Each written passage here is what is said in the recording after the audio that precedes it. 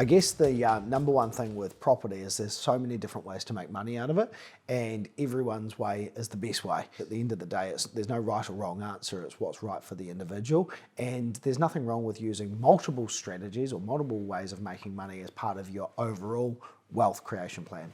You'll always find people arguing over different strategies on investor forums and an investor magazine because their way is right for them, but it doesn't necessarily mean it's right for you.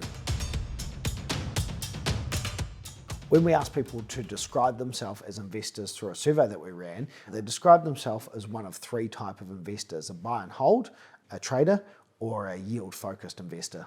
There are three ways to make money out of real estate. There's the capital growth, there's the cash flow of the property, and also there's renovation, so adding value yourself. If you're looking to make money through the capital growth, then you're a buy and hold investor. You're someone that wants to buy property and see it go up over time. If you're wanting to trade properties, then you're a renovation investor. So you're buying property, you're putting 50,000 in and you're hoping that the value is up by 100,000 by the time you complete. And if you're yield, then you're probably someone that's paid off all of their debt and you're living off the rental income minus your operating expenses. Most people want to be a yield investor eventually, but to become a yield investor, you've got to serve your time in building up enough assets that you can pay off your investment debt. Because you've got to remember, your largest cost in property investment is always your interest. That's going to absorb a huge amount of that rental income.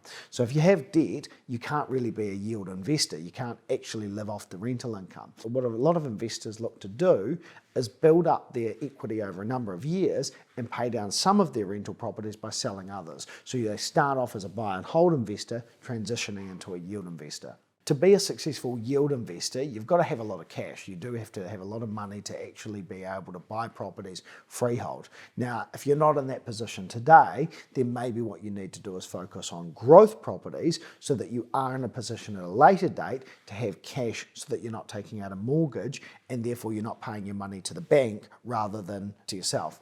The challenge if you're buying yield-focused properties and you're borrowing money from the bank is that you need so many of them to actually replace your income. So let's say your income was $2,000 a week.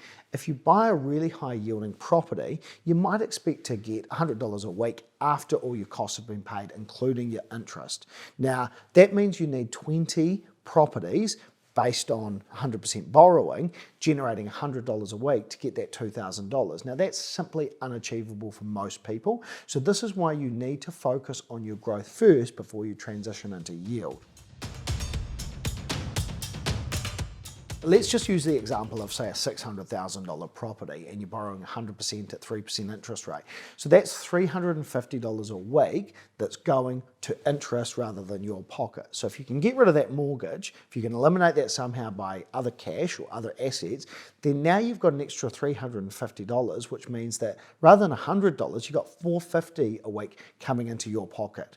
Now, you only need 4 or 5 of those properties to replace that $2,000 a week if you don't have debt attached to those properties. To become a yield investor, you're going to use one of the other two strategies to get there first. You're going to use the buy and hold strategy to build up wealth, or you're going to use the renovate strategy, the flip strategy, where you're generating an income. For most Kiwi investors, the buy and hold strategy, i.e. the capital growth strategy, is most suitable. And that's because it's most straightforward and it doesn't require your time. Now, if you are going to do renovations, the challenge is now you often pay tax on those trades, on the profit from the trades. And so you lose a lot of that money to the IRD just before you get started. So for most Kiwis, you're going to look at building that wealth to begin with to transition to a yield portfolio through capital growth or a buy and hold strategy.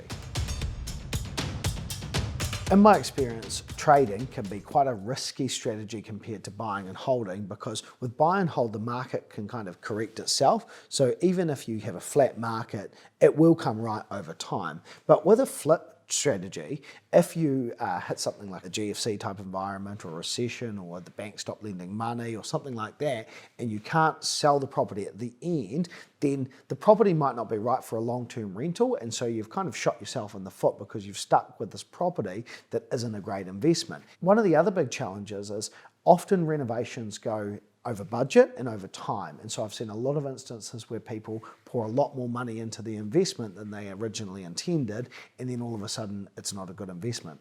The most successful traders, in my experience, are the people that do it as a full-time job. So the people that are there at the property all of the time, 8 in the morning right the way through to 8 at night.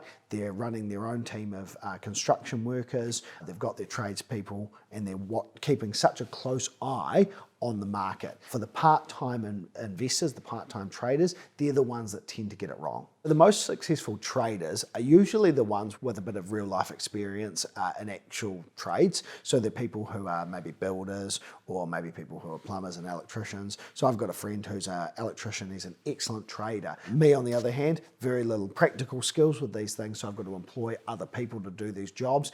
Generally speaking, I won't get as good a return on investment as someone with those skills.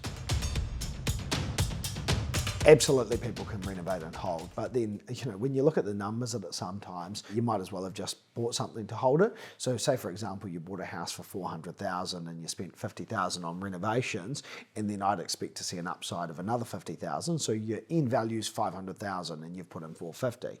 Now, if you hold that property, that $500,000 property, for the next 15 years, you've made 540 worth of capital growth.